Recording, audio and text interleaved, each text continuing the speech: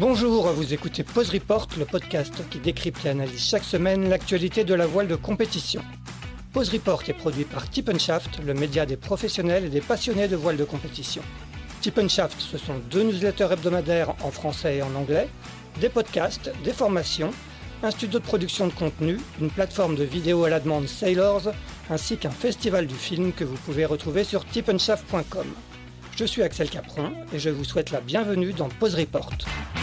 Bonjour à tous et bienvenue dans le 224e épisode de Pause Report, le podcast hebdomadaire de Tip & Shaft qui explique, décortique, décrypte et analyse l'actualité de la voile de compétition sous toutes ses coutures en compagnie des meilleurs experts. Nous sommes le lundi 1er septembre, il est exactement 18h08 et nous allons parler aujourd'hui d'une course qui, comme chaque année à peu près à la même époque, va nous occuper pendant 3 semaines, à savoir la solitaire du Figaro-Paprec, dont la 56e édition s'élance dimanche 7 septembre. Nos 3 invités du jour, qui sont tous arrivés à Rouen, cadre cette semaine du grand départ, seront de la partie. Le premier n'est autre que le tenant du titre. Il s'apprête à disputer sa 7e solitaire sur Kingspan. Il s'agit bien évidemment de l'Irlandais Tom Dolan. Salut Tom. Salut Axel, salut tous. Notre deuxième invitée compte 3 participations à son actif. Elle a débuté en Figaro au sein du dispositif Bretagne CMB Océane et court aujourd'hui sous les couleurs d'Ando Braze. C'est Chloé Lebars. Salut Chloé. Salut Pierre-Yves. Ah, c'est Axel. C'est la plateforme qui enregistre sous le nom de Pierre-Yves, mais moi c'est Axel. C'est pas grave. Notre troisième invité s'est distingué en mai en terminant deuxième de la Transat Paprec, qui dispute cette année sa 2e solitaire à bord de son Figaro 3 aux couleurs de l'association Décrochons la Lune. Il s'agit de Romain Bouillard. Salut Romain. Ouais, bonjour Axel, bonjour à tous.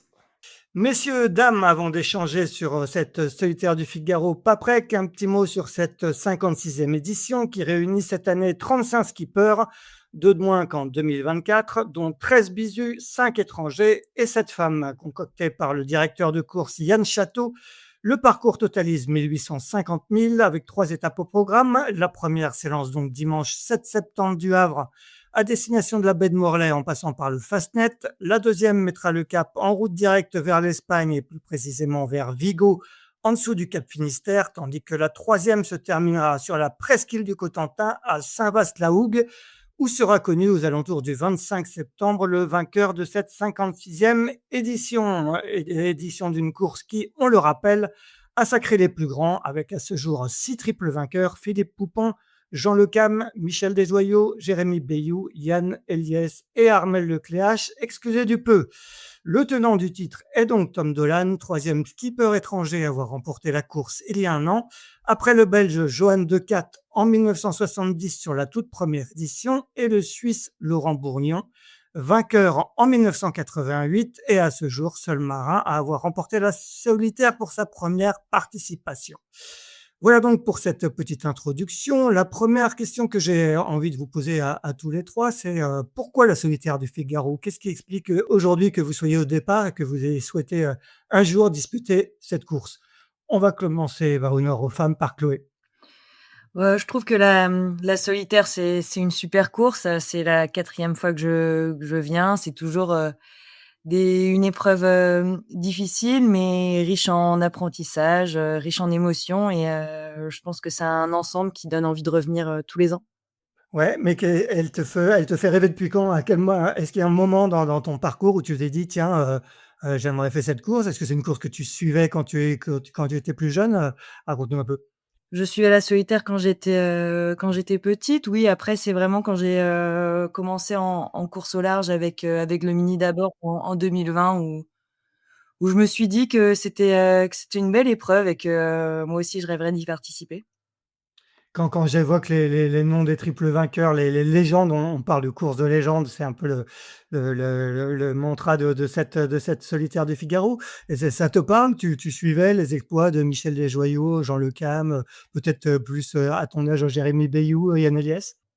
Oui, bien sûr, je suivais toutes leurs belles courses. Après moi, j'ai eu la chance quand j'étais adolescente d'aller voir un départ de solitaire où Jérémy Bayou partait en étape et c'est vrai que c'est des super beaux moments et des moments d'histoire en voile, incroyables.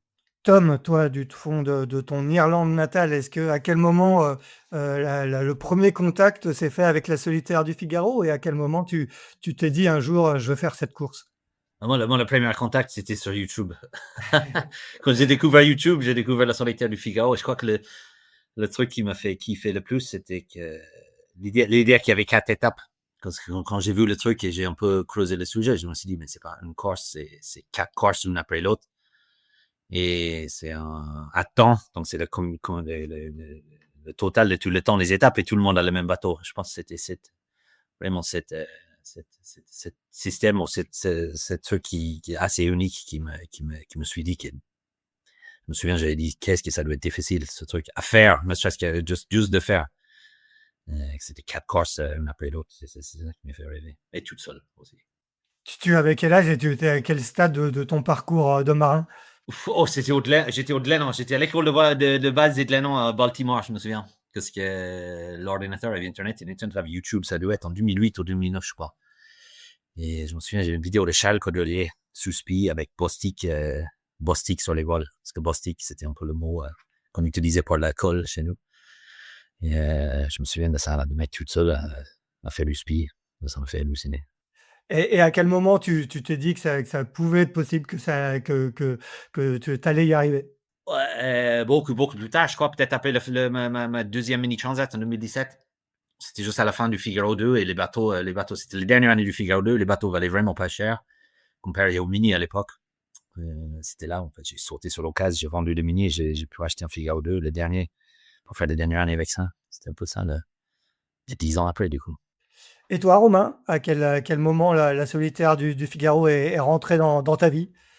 Mais je crois que j'habitais à Saint-Quay-Portrieux à l'époque, j'avais 12 ans, j'avais encore jamais fait de compétition en voile et on avait logé un skipper, je crois un Irlandais, en Figaro 1 lorsqu'ils étaient en étape à Saint-Quay-Portrieux et on avait dormi dans la même chambre. Et c'était à l'époque de Gilda Morvan, le grand Gilda avec cercle vert, etc. Je me rappellerai toujours de son bateau tout noir à l'époque. Et par contre, j'avais jamais imaginé que j'allais participer à cette course un jour. Hein. C'est juste là, il y a pas très longtemps, il y a 3 ans à peu près, après avoir fait une petite aventure sur un mini, que je me suis dit pourquoi pas quoi. Ouais, ouais, comment, à quel moment tu t'es dit justement, comment tu as structuré ton projet pour arriver à être aujourd'hui au départ de ta deuxième solitaire? Comment tu es rentré dans la classe Figaro? Bah, c'était un petit peu, c'était pas du tout prévu. S'il y a 3 ans, on m'avait demandé qu'est-ce que tu ferais les prochaines années, j'aurais jamais répondu que j'allais essayer de devenir skipper pro au sein de cette classe. Et en fait, j'étais plus trop à l'aise dans mon travail à Paris. Et puis, j'ai décidé de tout quitter pour partir à l'aventure et me lancer à la base sur une mini transat. Et en fait, c'était trop tard dans l'année. J'avais pas la liste des vœux, j'avais pas le World Sailing, j'avais pas le CRR. Ça, on était déjà en milieu de saison. Et comme j'ai récupéré un Pogo 2, je m'étais dit, bon, bah, je vais pas pouvoir faire de course cette année. Donc, j'ai fait le tour de l'Espagne. À la base, je voulais aller jusqu'en Grèce. Mais comme c'était un petit peu long, j'ai juste fait la tour de la péninsule ibérique en passant par Gibraltar. Et c'est là que j'ai impressionné un petit peu du monde autour de moi. Et comme je suis très compétiteur dans l'âme, je me suis dit, bah, pourquoi pas se lancer en Figaro plutôt que la Mini qui était très saturée à l'époque. Et on n'était même pas sûr de pouvoir faire les courses avec un Pogo 2, un bateau non compétitif. Le fait d'avoir le même bateau, je pense que c'était le meilleur apprentissage. Et je me suis lancé comme ça dans le grand bain. D'accord. Tom, toi, le Figaro, c'était, comme, Chloé, vous êtes passés tous les 2 par la case, Mini 650. Le Figaro, c'était la suite logique de ton parcours, une fois qu'on a traversé l'Atlantique une première fois, sur la Mini Transat, qu'on a atteint un certain niveau. On se dit que pour continuer à progresser, c'est la case Figaro qui est la plus adaptée? Ouais, c'était le rêve un peu, ouais, quand même. Je pense que le mini était en étape pour aller pour faire du Figaro derrière, je pense. C'était l'opportunité d'essayer la course au large, voir si j'arrivais et je m'en sortais pas trop mal. Du coup, je me sentais capable d'aller au moins essayer le Figaro, ouais. C'était une étape. Au final, finalement, tous les trois, on vient du mini, d'une façon ou d'une autre. Ouais, exactement. Ouais. Complètement. Chloé, toi, comment tu voyais la classe Figaro avant d'y entrer et comment s'est passée ton arrivée dans cette classe? Bah, alors, Moi déjà avant, hein, en commençant le mini, j'avais, jamais, trop navigué au large, quelques croisières en famille, mais rien de rien de très impressionnant et c'est vrai que la mini m'a donné envie, de me lancer en Figaro et au fur et à mesure de la saison en mini, je m'étais dit que le Figaro, c'était vraiment quelque chose qui me donnait envie et il y a eu des sélections cette année-là pour, la filière, région Bretagne CMB Océane et du coup, j'ai postulé et juste en rentrant de la mini, je suis arrivée, comme ça en Figaro en gagnant la sélection. Qu'est-ce qui t'attirait en particulier dans la classe Figaro? Parce que quand on fait du mini, on fait du large, hein, on fait des transats, notamment la mini transat qui est la course phare de cette classe. En Figaro, c'est de la monotypie, c'est le côté monotypie, régate, au contact qui t'a attiré ou qu'est-ce qui attire quand on arrive sur cette classe?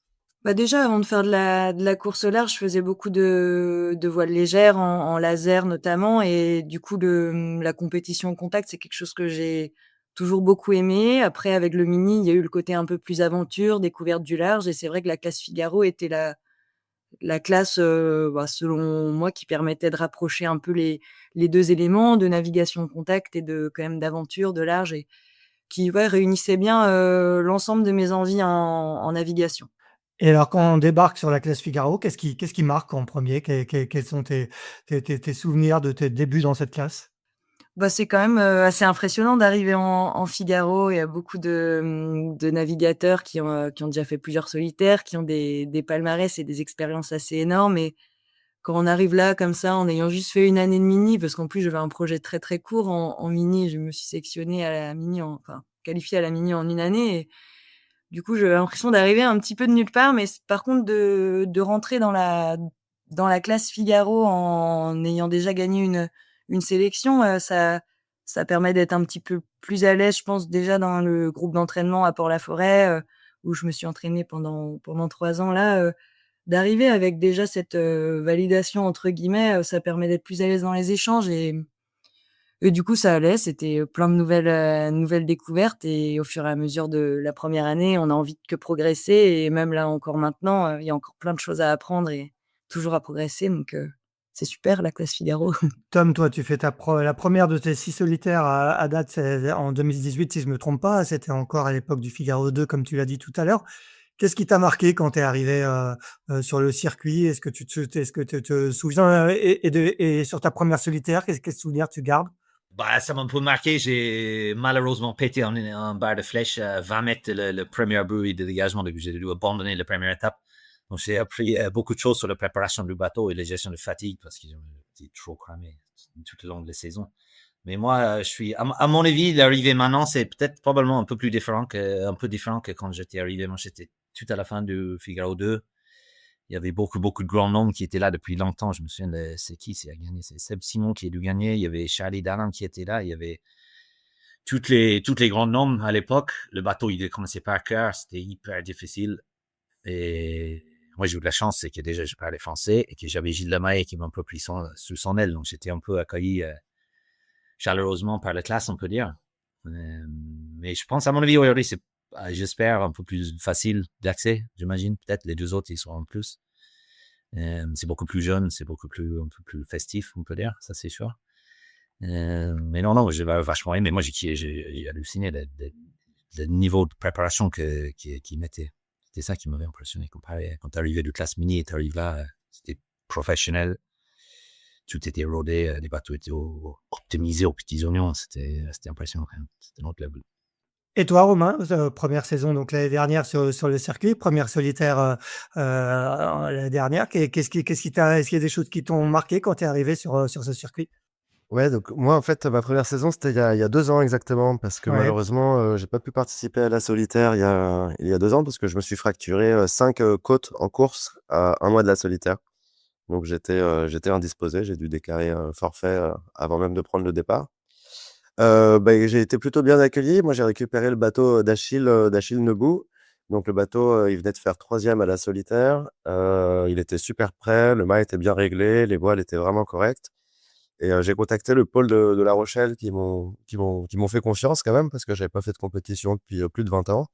On s'est entraîné tout l'hiver et on a pas mal débloqué les manettes du bateau pour avoir la vitesse. Et après, là, le circuit, bah, je m'attendais évidemment pas à ça. C'est des courses ultra intenses où les gens mettent une intensité. Je pense quand on est bisu, on se rend pas compte l'intensité que les anciens mettent. Nous, on a tendance à un peu plus dormir la nuit, etc. Aujourd'hui, je me rends compte avec l'expérience à quel point on peut se donner et investir de sa personne pour la performance. Donc ça m'a pas mal choqué au début. Je me rappellerai toujours de ma première course qui était la Maître Coq, je pense une des Maîtres Coq les plus difficiles de ces dernières années, où on a eu jusqu'à 40-45 nœuds de vent, on avait peut-être 8-9 bisus, il y a eu 7 abandons sur les bisus. C'était assez fou. On a eu des conditions dans des mers plutôt fortes, etc. Mais de très bons souvenirs et je pense que c'est la compétition qui te fait revenir. L'envie de se dépasser, l'envie de progresser, l'envie d'aller plus loin. Et la classe Figaro, c'est le bateau, c'est le support parfait pour ça. À travers la classe, on est aussi très bien accueillis. On a Éléonore qui travaille au bureau de la classe, qui fait un travail formidable quand même, je tiens à le renoter. Surtout quand on est bisu, elle nous accueille, elle nous aide. Vraiment, elle est présente pour que notre insertion dans la classe se fasse au mieux. Ouais, on a d'ailleurs fait un épisode du podcast Navigante consacré à Éléonore que vous pouvez écouter également. Ta première solitaire, donc l'année dernière, je crois que tu fais 28e si je me trompe pas. Qu'est-ce que tu en gardes de cette première solitaire? Ouais, bah 28e, j'étais quand même super déçu. Mais en fait, je me rends compte que j'étais pas du tout prêt. Des étapes de 5 jours, déjà, on n'en avait jamais fait en pré-saison. Donc, j'avais pas du tout mis le curseur d'intensité au bon endroit. J'ai fait quelques erreurs stratégiques grosses et c'était une place qui était largement méritée par rapport à la prestation que j'ai faite l'an dernier. Mais ça m'a mis une petite baffe. Du coup, je me suis vraiment encore plus entraîné cette année et j'arrive avec les dents encore plus longues pour essayer de rentrer dans un top 10, top 15, ce qui me satisfera. Bon, on va parler de vos objectifs et de votre préparation un peu plus tard. Chloé, toi, qu'est-ce que tu gardes de ta toute première solitaire? C'était donc il y a 3 ans, ou 4 ans maintenant? 4 ans maintenant, oui, déjà. Ouais, déjà, ouais. Dans ma première solitaire, c'était globalement que de la découverte, mais en fait, j'en garde presque que des bons souvenirs, sauf le dernier bord là, de la dernière étape jusqu'à Saint-Nazaire où il y avait beaucoup de vent, mon aérien fonctionnait plus, et puis, bah, du coup, je sais pas, mon spi s'est enroulé dans mon étai, c'était hyper compliqué, je pouvais pas le démêler.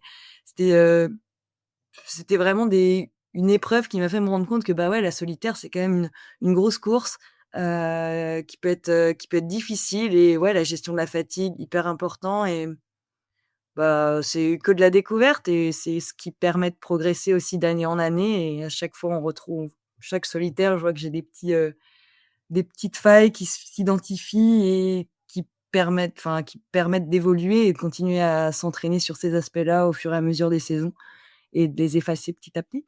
Tu parles que de bons souvenirs. Tom, toi, tu vas disputer ta 7e. On sait que c'est aussi une course très difficile, hein. Il suffit de voir vos visages à l'arrivée des étapes. Ils sont souvent très marqués. Vous dormez très peu, vous vous mettez dans des états pas possibles. Il faut un côté un petit peu maso pour revenir tous les ans sur la solitaire? Je sais pas, mais c'est pas toujours, j'ai pensé à Chloé, là, celui-là, c'était costaud pour le premier. Il en a fait deux, j'ai oublié jamais. C'est l'année où Tom il gagne, non, c'était celle-là, là. Oui, celle-là, ouais. C'était, oh, l'enfer, celle-là. Mais deux étapes assez difficiles sur celle-là où on n'a pas, parce qu'on essaye de bien gérer le sommeil, mais des fois, tu peux pas, t'es obligé de barrer pendant des heures, des heures, des heures. Je sais pas si on est un peu maso, mais je pense que le fait qu'on soit en contact et t'as des bateaux aux côtés et t'as le côté compétiteur, je pense que c'est ça qui te drive et qui te motive, quand c'est très long et très, très dur comme ça et tu peux pas aller dormir, mais je sais pas si je vais reprendre ça. Je sais, c'est un truc qui est addictif dans l'affaire, ça c'est sûr, mais c'est peut-être un total de tout. Des fois, tu prends des sacrés bâches, des fois tu gagnes. C'est montagne russe qui fait qu'on revient tout le temps. Je sais pas exactement quoi, mais peut-être je Ouais, comprendrai un jour. Et l'homme a une faculté à oublier les mauvais souvenirs pour ne garder que les bons. Heu, Exactement. Chloé, tu le disais, hein, tu as commencé le Figaro, au sein du dispositif, Bretagne, CMB Océane. On dit souvent que c'est pas forcément évident de rebondir derrière, dans le sens où on sort d'un truc, très cadré, une sorte de cocon avec un salaire, un préparateur, un cadre d'entraînement au pôle Finistère de Port-Laf, pour se retrouver un peu finalement un peu livré à soi-même. Comment tu as vécu la sortie, l'après, après ce dispositif? Est-ce que ça a été compliqué pour toi de rebondir? Bah, je pense qu'après ces 2 années au sein du team Région Bretagne CMB, la chance que j'avais, c'est d'avoir fait une saison en mini avant et d'avoir déjà dû gérer un projet, par moi-même et ça m'a un petit peu aidée à réussir à cadrer les choses, à savoir, m'organiser, sur tous les aspects de la gestion du projet. Après, c'est vrai que, le plus difficile, je pense, en sortant de la filière, c'était de pas, réussir à trouver de sponsors et du coup de devoir être sur, tous les tableaux en même temps sans pouvoir déléguer à des personnes, dont les compétences m'auraient permis de me simplifier un petit peu la vie. Et alors, comment ça s'est passé? Comment tu as réussi à trouver tes sponsors? J'ai pas trop réussi à trouver mes sponsors, non, c'est l là, ça a été 2 années un petit peu compliquées en termes de budget, mais par contre, j'ai réussi à progresser, sur de la comptabilité, de la préparation de bateaux, de la navigation et tous les éléments qu'il y a à gérer autour du projet. Et bah, là-dessus, je peux être que fière d'avoir des compétences, du coup, dans plein de domaines différents. Mais par contre, non, c'est un petit peu compliqué, pour être à 100 en navigation et réussir à ce que tout fonctionne bien autour quand même. Ça veut dire qu'aujourd'hui, tu fonctionnes avec un budget, minimum? Est-ce que tu peux nous dire le budget d'une saison, quand on trouve pas de sponsor? Là, moi, j'ai 3 petits sponsors, c'est, globalement, là, j'ai trouvé moins de 20 000 € pour la saison. Donc c'est vraiment très, très minime, je suis obligée d'avancer, pas mal de budget en perso, de pas acheter des voiles neuves, pour les courses, d'avoir, bah, de consacrer du temps pour, préparer mon bateau, tout au long de l'année et non, c'est relativement compliqué. Après, ça empêche en rien d'être, très heureux d'être là et justement, c'est plein de petites victoires tout au long de l'année qui me donnent encore plus de force pour me battre sur cette solitaire. Tu cours sous les couleurs d'Endo Brace, tu peux nous en dire un peu plus? Ouais, Ondo Braze, du coup, c'est une association, que j'ai rencontrée il y a 2 ans maintenant. Du coup, ça fait 2 ans que le bateau porte les couleurs de cette association. C'est la filière de santé bretonne, pour l'endométriose. Donc ils font de la recherche pour essayer d'améliorer les diagnostics de cette, pathologie et aussi d'essayer de trouver des traitements. Mais ils sont aussi, bah, ils organisent un réseau de santé avec des professionnels de santé, bah, sur le site de l'association. D'ailleurs, on voit bien, il y a tous les différents professionnels, qui sont cités pour permettre aux patientes et femmes atteintes de cette maladie de trouver des professionnels facilement, pour être aidées et accompagnées. Romain, tu nous as rapidement décrit ton parcours, un parcours un petit peu peut-être plus atypique que ceux de Chloé et de Tom en matière de parcours nautique. Comment, du jour au lendemain, ben, on quitte son boulot à Paris, je sais pas quel boulot tu faisais à Paris, Oui. et on arrive à monter un projet Figaro. Comment on s'y prend si tu devais conseiller aujourd'hui quelqu'un qui nous écoute, qui rêve de faire du Figaro dans 2 ans, qui est dans son bureau à Paris, et qui veut changer de vie? Je pense qu'il faut pas se mettre de barrières dans la vie et qu'il faut y aller à fond. Moi, j'ai été manager dans une société, en tant que guide touristique à moto où, je faisais aussi, techniquement des balades. En fait, c'était en sidecar pour la société Rétro Tour. On prenait 2 touristes, par sidecar et on leur faisait faire un tour dans Paris de 40 minutes, 1h30, jusqu'à la full journée, 7 heures si, s'ils le souhaitaient et bah, j'ai oublié de préciser avant, mais, j'ai quand même eu, dans ma famille, mon père qui, lui, a fait beaucoup de courses au large. À un moment, on n'était pas forcément en très bons termes, donc c'était quand j'étais plus jeune. Didier Bouillard, c'est Didier, ça? Ouais, exactement, ouais. ouais. Mais depuis, on s'est réconciliés, tout va bien. Également passé par la Caisse Figaro d'ailleurs. Exactement, il a eu un Figaro 2 pendant, une petite, dizaine d'années et du coup, je pense que son partage, d'expérience m'a beaucoup aidé à gagner du temps et à voir les choses. Il a navigué avec, bah, tous les grands marins d'aujourd'hui, qui étaient en Figaro 2 à l'époque, il était dans le circuit avec eux à l'époque et donc comme lui était amateur, il a reçu beaucoup, beaucoup de conseils de beaucoup de très grands et des conseils qui m'ont été, redirigés, par la suite, juste en discussion avec lui et je me suis beaucoup servi de cet apprentissage, en partage d'expérience. D'accord, 6 participations à la solitaire, de 2007 à 2013. Mais concrètement, comment tu as réussi à monter ton projet? Tu as trouvé des partenaires? Comment ça s'est passé exactement? Alors la première année, j'étais en fonds propres, donc c'était un petit peu compliqué. Après, j'ai acheté un bateau qui était vraiment très bien préparé avec, beaucoup de voiles, donc j'ai limité au maximum, les dépenses et ensuite sur la deuxième année, j'ai réussi à trouver un petit peu d'argent à travers des mécènes, privés et du coup, on a trouvé en plus une association qui s'appelle Décrochons la lune, qui est une association qui aide, les enfants atteints de maladies graves. Je les ai contactés un petit peu, par hasard en essayant de chercher une association et le feeling est tout de suite passé, ça a très bien marché. On a organisé des événements sur le bateau avec des enfants, des sorties en mer et du coup, là, on a tout un petit groupe qui suit, la partie voile parce que l'association fait plein d'autres choses aussi pour les enfants et donc nous, on est un petit peu, comme une distraction. L'idée, c'est un peu comme les tours en moto, c'est qu'à la fin du tour, les touristes, ils soient contents. Bah, là, à la fin du moment passé avec les enfants, l'objectif, c'est que les enfants, ils aient passé un bon moment et qu'ils soient contents. C'est pas juste les enfants, c'est les enfants et leurs familles, leurs parents, leurs proches. C'est très incluant comme association. Chloé parlait d'un budget, «rikiki» entre guillemets de 20 000 € pour faire sa saison et toi, c'est combien un budget d'une saison de Figaro pour toi? Alors avec la transat, ça coûte, quand même, vachement plus cher d'un coup. Je pense que moi, je me paye pas encore et pareil, le bateau, je le loue pas. Donc je pense que je suis sur un budget de type, je suis confortable parce que je délègue beaucoup de choses et que je me mets dans les meilleures situations pour performer. Mais ouais, je suis entre 100 et 110 000 € sans paiement et sans location de bateau. Je pense qu'un budget confort, c'est, 170 000 € avec la transat et un peu moins sans la transat. Bon, Tom, tu dois être un peu plus près de ces chiffres-là, j'imagine? Oui, bah non, non, j'ai pas fait le transat, justement, j'avais pas Oui, tu assez as pas fait la de. transat, Ouais, tu non, j'avais pas les moyens de faire le transat, justement. Ouais, ouais. Toi, tu as donc remporté la solitaire l'année dernière au bout de ta 6e participation.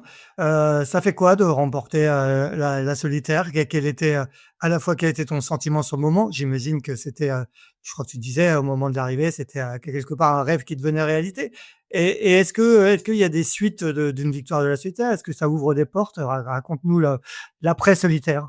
Bah, il y a des phases, c'est marrant, il y a trois phases. Il y a la phase qui suit directement vers l'arrivée où tu crois pas un peu. Tu te dis, bah, c'est pas possible, il va y avoir un problème. Je sais pas, il y a un plomb qui va sauter ou un réclame ou il aura mal calculé le truc. Donc ça va assez court, donc c'est la première. Après, le deuxième, c'est que qui j'aurais une bonne semaine, je crois que tu me disais que je ne méritais pas. Je dis, bah, c'est, toi, toi, j'ai pas mérité, j'ai du bol, du machin. Après, quand tu prends le temps de débriefer, regarder chaque étape, etc., après, tu commences à accepter. Donc ça a pris 2 semaines. Sauf que c'est 2 semaines d'interview un peu festives.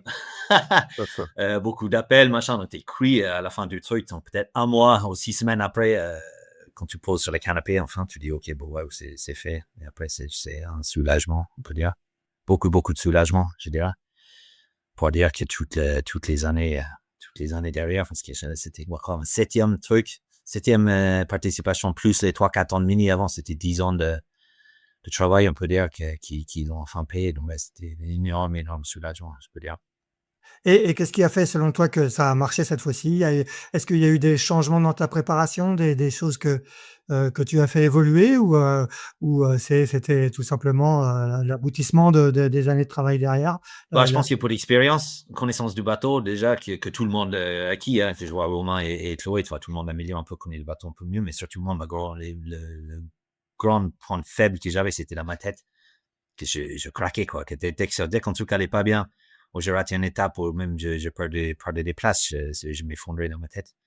Donc, du coup, depuis peut-être 2-3 ans, j'ai beaucoup bossé le mental. J'ai mis du temps à trouver un bon préparateur mental, pas un bon, je vais pas dire bon ou mauvais, mais quelqu'un qui m'allait bien et je pense que c'était le fruit de ça. Toi, l'année d'avant, c'était, même si j'ai fait 17e en truc, c'était quand même une meilleure performance, je pense. On verse le camp à Roscoff qui nous a coûté un peu cher et même l'année d'avant ça, même quand Tommy gagne, j'étais quand même bien dans les coups. Donc, du coup, c'était la tête, je veux dire. Certainement la tête. Qui tourne surtout quand tu vas mieux dans ta tête, tu vas mieux, tu es mieux motivé.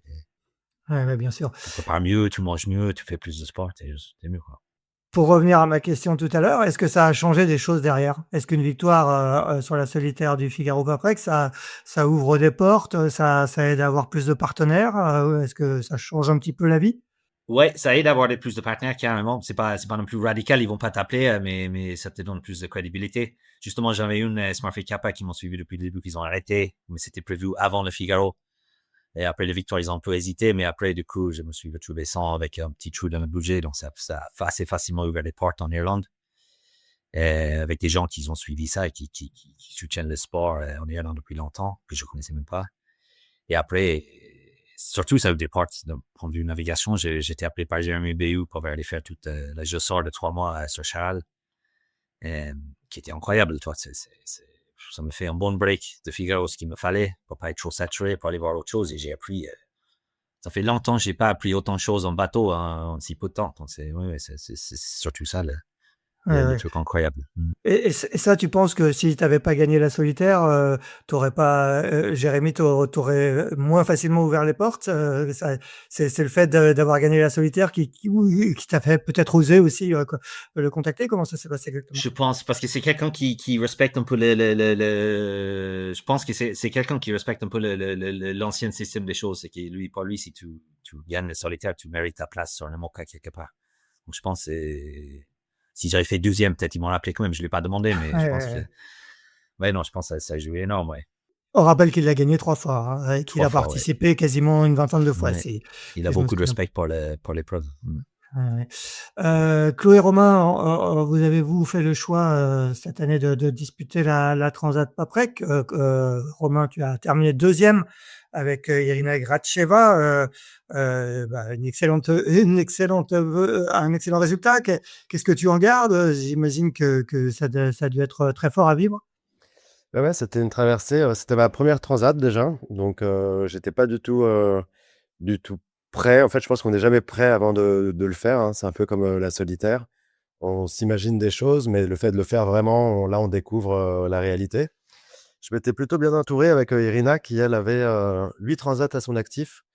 Donc, elle avait beaucoup d'expérience, de vie à bord, d'expérience de réparation technique et moi à côté de ça, je connaissais très bien le bateau donc, on a réussi à tirer, le meilleur de l'équipage, comme ça, par, complémentarité. C'était une transat un petit peu particulière, si vous avez suivi, moi j'imagine que toi oui, mais les personnes qui nous écoutent. C'était une transat qui s'est vraiment jouée sur, les dernières, 48 heures, les dernières, 72 heures. Sur les 3 derniers jours, tous les bateaux, sont un petit peu repartis, avec une ligne d'égalité, grande de plus de 300 milles entre le sud, et le nord et du coup, là, je pense qu'on a réussi à faire, la différence. C'était, d'être, très lucide, sur l'arrivée, les bons choix de vol, bien gérer les dernières nuits avec, des nuages et des vents, très forts. Moi, j'ai quasiment pas du tout dormi sur les 48 dernières heures et c'était, une fin, très difficile avec plus de 6 bateaux à moins de 2 000 derrière, alors qu'il restait encore 40-50 000 et qu'on était en rouge, sur Winback qui nous permet de voir, la différence de vitesse avec les concurrents parce que plus on se rapprochait de l'île, moins on allait vite et donc on était en rouge en permanence. C'était très, très dur, mentalement et on a réussi à se battre jusqu'au bout et à garder notre place donc on était vraiment contents. Chloé, toi, tu as aussi participé avec Adrien Simon, si je me trompe pas. Vous terminez 11e. Tu en gardes quoi? Tu as fait partie, j'imagine, de ce regroupement général sur la fin où on a effectivement cru que 5, 6, voire 10 équipages pouvaient gagner. Ah bah, nous on y a cru, hein, sur la fin quand il y a eu le regroupement, on était plutôt confiants dans notre option qui, au final n'a pas trop payé. On était du coup, forcément, déçus de cette 11e place, mais en même temps, on a appris tellement, ensemble sur cette transat, on a partagé beaucoup, sur, nos 2 manières de naviguer, sur les choix stratégiques et même si on avait décidé que c'était en stratégie Adrien qui leadait principalement comme c'était, son projet et son bateau.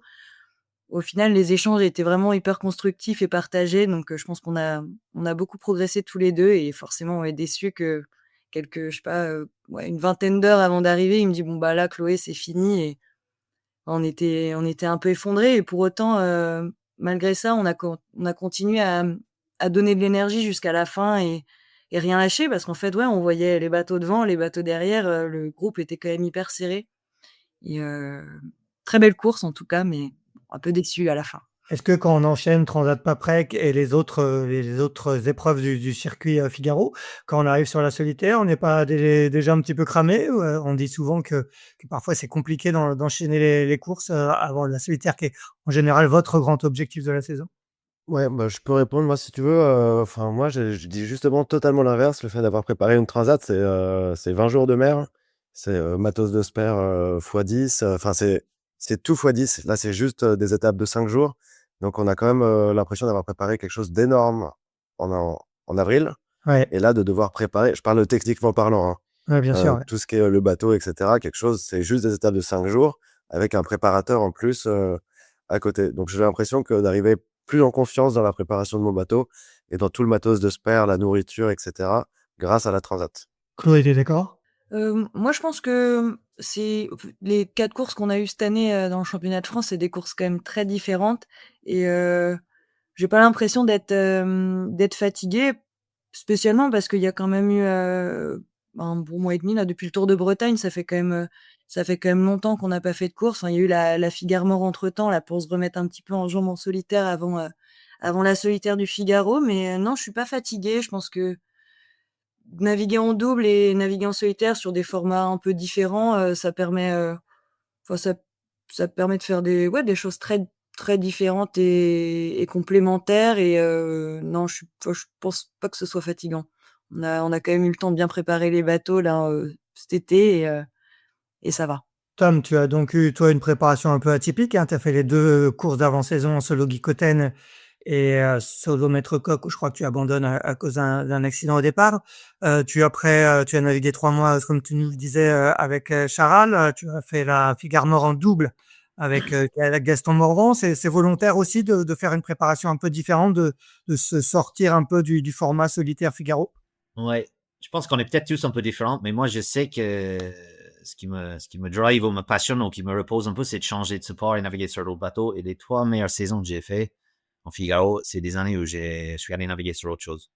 Donc, en 2020 ou 2021, je sais plus quand j'ai fait beaucoup d'IRC à côté. Et après l'année dernière, j'avais fait beaucoup de classe 40 avec Achille sur la Maris et là, cette année avec Jérém. Donc, je pense que c'est important pour moi, je pense. C'est sûr que de changer d'air un peu. Parce que j'en ai fait peut-être deux fois une saison où on enchaînait la Transat et le Figaro et c'était juste peut-être un peu too much, un peu trop de Figaro pour moi. Peut-être. Je tiens à Donc, signaler qu'on n'a pas autant d'expérience que Tom, en Figaro, donc nous, je pense qu'on se c'est vrai. concentre encore, sur le support. C'est Bien vrai, sûr. exact. Et la gestion d'ENIAC qui est très importante dans ce qu'on C'est fait. vrai ça. C'est Mmh. sûr. Bon, peut-être que Romain, si tu gagnes, tu seras appelé par Jérémy Bayou l'année prochaine pour aller naviguer sur Charal. Ah qui sait? Déjà, il va falloir gagner. On va parler justement, des objectifs. On va continuer avec toi, Tom. Tu es tenant du titre, tu es un des plus expérimentés au départ, hein, parce que contrairement aux années 90-2000, maintenant les gens ne restent plus aussi longtemps, dans la classe Figaro, hein. Et je parle à Jérémy Bayou, je crois qu'il a fait quasiment 20 solitaires. Gilles Damorvan dont tu parlais tout à l'heure, hein, Romain a fait plus de 20 solitaires également. Est-ce que, quelle va tu as donc une étiquette de favori, hein, dans le dos, tu es tenant du titre, 7 solitaires à ton actif. Est-ce que tu as changé un peu ta manière de préparer cette solitaire? Est-ce que tu as continué à travailler avec Gilles Damaé qui t'avait bien aidé sur les années précédentes? Et comment tu vois un peu ce statut de favori? Tu l'assumes? Tu te dis: «Oui, bah, je suis là pour gagner»? Bah, on a justement fait exprès de ne pas dire que tout était acquis et de pas être lax sur la préparation. Donc, cet hiver au pôle, on a fait beaucoup d'entraînements. Il y avait justement beaucoup d'entraînements doubles grâce au Transat. On a fait tout, on a un peu tout mis par terre pour voir, pas partout changer radicalement, mais pour se dire, est-ce que prendre chaque petit truc, petite pièce du bateau et dire, est-ce qu'on peut pas améliorer ça juste, allez, un demi-pourcentage. Donc, par exemple, le phoque, comment on peut faire sur le phoque pour l'améliorer un tout petit pourcentage, le mât, les safrans, le foil. Donc, tout, on a tout mis par terre pour essayer comment on peut faire pour améliorer, juste gagner un tout petit pourcentage un peu partout sur le bateau. Et ça, c'était, vu que je savais qu'ils allaient partir sur Charel et lui sur la Maris, on savait qu'il fallait faire cette boulot l'hiver. Et donc ça, c'était important. Et la deuxième chose, c'est que ça fait quand même quelques années que je bosse beaucoup pour essayer de me détacher de le résultat final. Donc, je vais pas te donner un objectif chiffré de résultat parce que je trouve ça hyper important de ne pas bosser comme ça. Je l'ai même écrit sur le bateau. On a tous attache-toi écrit sur le bateau pour qu'on s'attache au bateau. Et moi, j'ai détache-toi écrit sur le bateau. Justement, pour pas perdre la tête à penser à l'avenir, à pas penser à qu'est-ce qui se passe si je gagne pas, etc. Donc, vraiment, tout maximiser, tout pour concentrer et être le plus efficace je peux sur le moment présent. Que ça soit chaque moment là, maintenant, à préparer à terre. Que si c'était cet hiver, à préparer le bateau, là, pendant chaque étape pour aller le plus vite possible au bon endroit, pardon. Mais Aller au bon endroit le plus vite possible. Donc, je vais continuer comme ça et je vais toujours avec autant d'humilité à cette régate parce que j'ai eu des bons résultats, mais j'ai pris des sacrées bâches aussi, comme nous tous. Et il te marque autant que les victoires. Tu les oublies pas. Donc, je vais toujours avec autant d'humilité et de prendre le maximum de plaisir parce que je pense que j'ai quand même, ça c'est un petit bonus en plus, le fait d'avoir gagné. J'ai jamais été aussi zen au départ d'une solitaire. Je vais vraiment ouais. pour m'éclater, prendre du plaisir et kiffer. Ouais, quelque part, le fait d'avoir gagné, ça libère mentalement. Tu te dis, de toute façon, on ne me Ouais. l'enlèvera pas la victoire. Donc, est-ce que ça permet d'aborder avec un peu plus de sérénité? Ouais, maintenant, oui. Faut me redemander à la fin. Si je fais 20e, tu me le demanderas ça. C'est clair. Touche le bois. Ouais. Chloé, toi, tu as 3 participations, 25e il y a 3 ans, 4 ans, 13e il y a 2 ans, 18e l'année dernière. Qu'est-ce que serait pour toi une solitaire réussie? Est-ce que tu as changé des choses dans ta préparation? J'ai essayé de continuer à travailler beaucoup en préparation, mentale pour des histoires de confiance en soi, de gestion du stress et des choses comme ça qui me permettent parfois de pas assumer suffisamment certaines, options stratégiques que j'aurais en tête ou plutôt des éléments comme ça et forcément, j'ai beaucoup travaillé encore en technique sur les réglages du bateau qui sont pas encore parfaits parce que tout est toujours améliorable et non, mais je pense que, enfin, comme Tom, je suis pas, j'essaye de pas me mettre d'objectifs de résultats. C'est plutôt encore, bah, pour mon cas en tout cas, des objectifs de progression et des objectifs de performance aussi, mais vraiment pas chiffrés, c'est plutôt des éléments ciblés où si je les valide sur la solitaire, forcément le résultat ira avec et si le résultat va pas avec, ben, en ayant validé ces objectifs de travail et de progression, je serai déjà très contente à la fin. Et justement, tu as identifié des domaines précis dans lesquels tu voulais progresser? Oui, bah, toujours en stratégie, c'est la classe Figaro, on se suit un peu tous quand même sur les étapes et ça peut arriver quand même que j'ai des envies de faire certaines choses que j'ose pas et je pense que réussir à se faire confiance dans des idées stratégiques, ça pourrait être un petit peu un objectif sur cette solitaire. Après, continuer à faire aller vite le bateau et surtout, bien gérer mon rythme à bord, D'habitude, j'ai pas de problème à m'alimenter et à dormir bien, mais c'est vrai que sur la dernière solitaire, bah, je mangeais vraiment pas beaucoup, je dormais très peu et j'étais dans un rythme où je pense que je m'épuisais quand même petit à petit, sans m'en rendre compte parce qu'être au contact, en permanence et toujours être à fond, bah, on a toujours envie de continuer à se donner et je pense que je me suis vraiment épuisée quand même sur la solitaire l'année dernière d'étape en étape et essayer de retrouver un rythme où je prends aussi soin de moi à bord, ça pourrait être une belle chose. Et est-ce que, à l'instar de Tom qui travaille avec Gilles Damaet, tu fais appel à des compétences extérieures, des anciens figaristes pour t'aider dans ces différents domaines? Bah, j'étais 3 ans là au pôle Finistère course au large, Ouais, où, on a Erwan enfin il y avait j'y suis plus cette année, mais du coup il y avait Erwan ouais. Taverny qui a donné beaucoup de ses compétences et avec qui j'ai pu beaucoup aussi échanger quand j'étais en filière région Bretagne CMB et les 2 premières années du coup où il y avait, bah, Tom Laperche dans l'équipe, après Gaston, et après, Victor, l'année d enfin il y a 2 ans aussi, c'était des belles années pour échanger beaucoup et progresser et là depuis cette année, d'avoir fait toute la préparation de transat avec Adrien, bah, pareil on a beaucoup partagé, c'est pas forcément du coup si Erwan si, mais les personnes actuellement avec qui je travaille, c'est pas forcément des anciens figaristes très expérimentés, mais là, cette année, d'avoir pu travailler aussi avec Tanguy Le Blatin, Kevin Bloch, au centre d'entraînement à Lorient, c'était des expériences et des compétences encore différentes, et je pense que le mélange de l'ensemble de toutes ces compétences peut faire quelque chose de positif au final. Et toi, Romain, tu te prépares, toi, au centre de La Rochelle, hein, je crois qu'elle est dirigée maintenant par Romaine Richard, avec qui tu as couru le Tour de Bretagne cette année. Comment tu as préparé spécifiquement cette solitaire du Figaro? Bah ouais, cette solitaire, ça fait 3 ans que je la prépare, mais en réalité, en fait, toutes les expériences que j'ai vécues, même d'il y a très longtemps, qui n'avaient rien à voir avec la voile, m'ont appris des choses que j'arrive à retranscrire, aujourd'hui, pour la solitaire.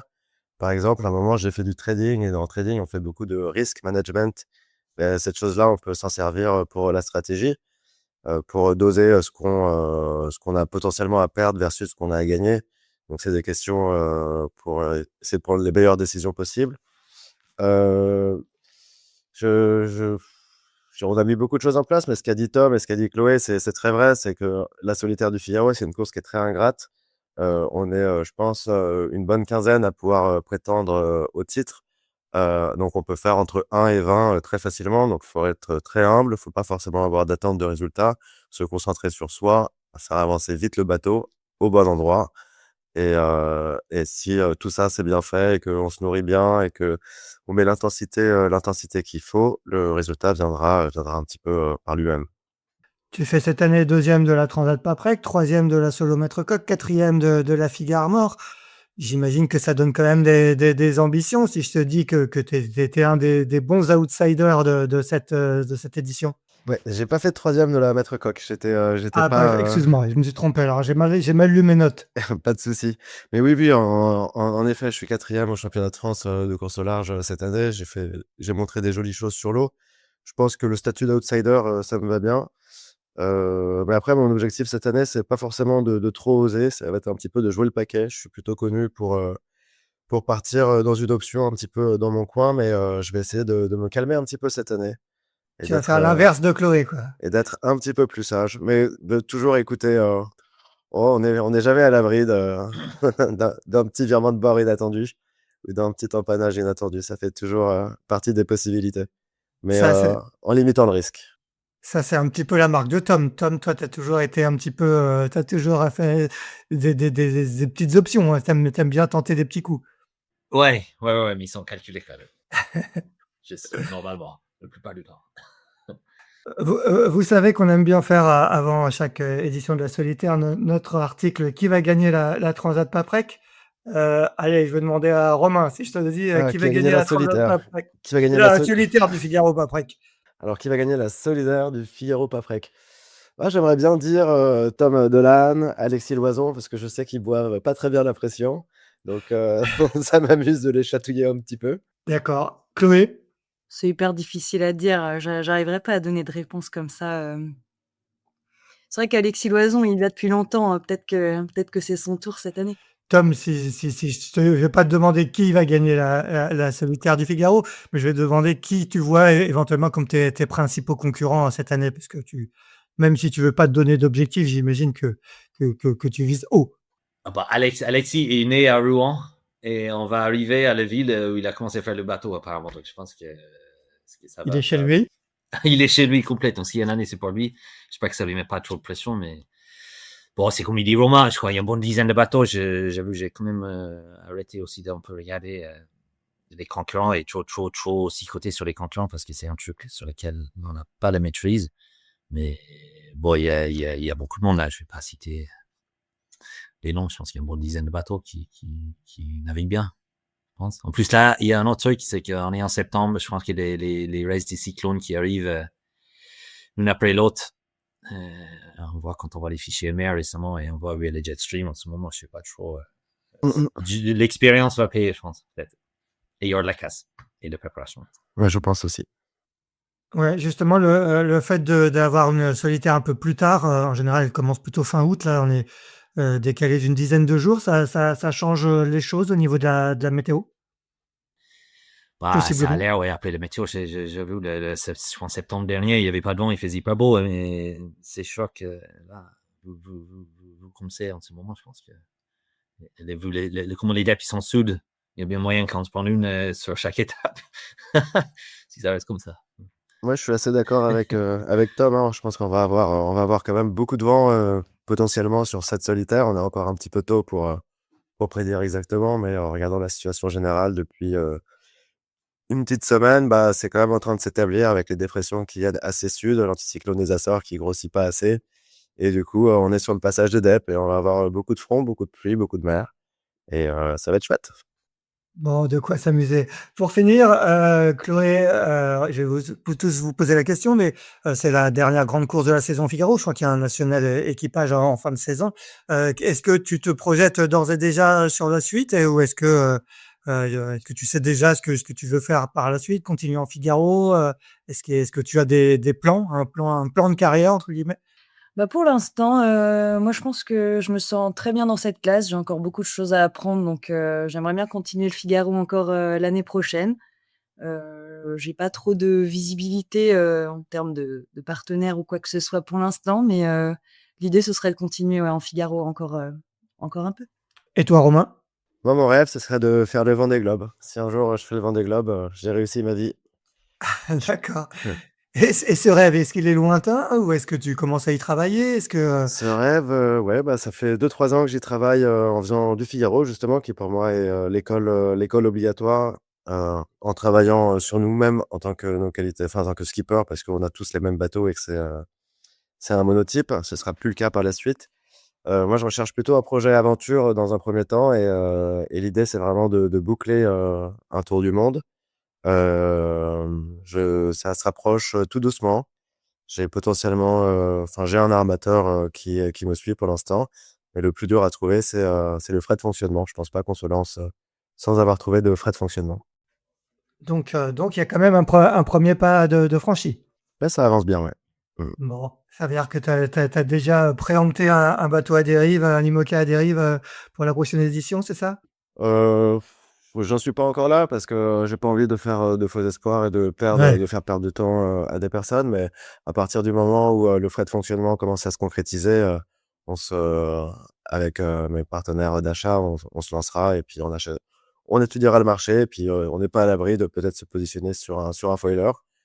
Mais je trouve que ce qui est compliqué quand même, c'est quand on achète un foiler première génération, ça veut dire qu'on va prendre le départ de la course en sachant que potentiellement le bateau est moins rapide et qu'on va se battre pour, ne pas faire dernier.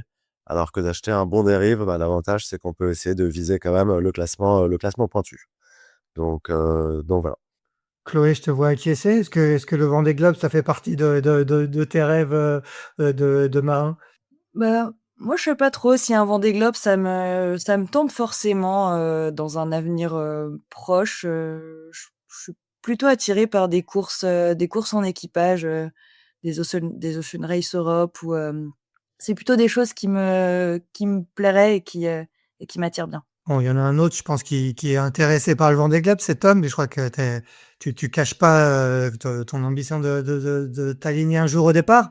Et est-ce que cette ambition, est-ce elle se concrétise petit à petit et Tu peux me demander ça dans 3 semaines. Là, pour le moment, je kiffe le moment présent. Je pense pas à l'avenir, je vais kiffer cette solitaire du Figaro et je vais faire ça après. mais est-ce que tu peux nous en dire un tout petit peu plus? Est-ce que tu as un projet qui commence à démarrer? Est-ce que comme Romain, tu as déjà des gens pour t'aider à acheter éventuellement un bateau? Est-ce que c'est un projet qui a un début qui commence à être concret ou tu en es Bon, où? écoute, il y a des gens qui cherchent, mais j'avoue, c'est un peu compliqué de trouver de l'argent en ce moment. C'est un peu compliqué de trouver de l'argent pour faire nos projets à tout court. Donc, trouver beaucoup comme ça pour vendre des lots, c'est un peu compliqué. Du coup, j'avoue, pour le moment, ça s'est un peu calmé. Bon, On verra. bon, tu as goûté en tout. Mais comme Chloé, j'ai vachement apprécié. J'ai fait beaucoup d'équipage cette année avec Charles, justement, et j'ai bien kiffé. J'ai bien aimé. Donc, peut-être j'enverrai quelques messages pour l'Ocean Race l'année prochaine. Quelques CV, au moins. Eh bien, très bien. Eh bien, merci à tous les 3. On vous souhaite, une, très bonne solitaire 56e édition. On rappelle que le départ sera donné dimanche 7 septembre du Havre et quant à nous, ben, on va se retrouver, mardi prochain pour le 225e épisode de Pause Report. On y parlera d'un tout autre exercice, c'est le GP avant le Grand Prix de Saint-Tropez en compagnie du skipper et de l'entraîneur de l'équipe de France, à savoir Quentin Delapierre et Philippe Mourniac. Bonne semaine à tous et très bonne solitaire à tous les trois. Merci beaucoup. Ouais, merci Axel, à plus tout le monde. Merci d'avoir écouté cet épisode de Pause Report. N'hésitez pas à nous dire ce que vous en pensez en bien ou en mal et n'hésitez pas à le partager. Si vous souhaitez suivre l'actualité de la voile de compétition, je vous encourage à vous abonner à la newsletter de Tip & Shaft, envoyée chaque vendredi à 17h. Pour vous inscrire, ça se passe sur tipnshaft.com. À bientôt!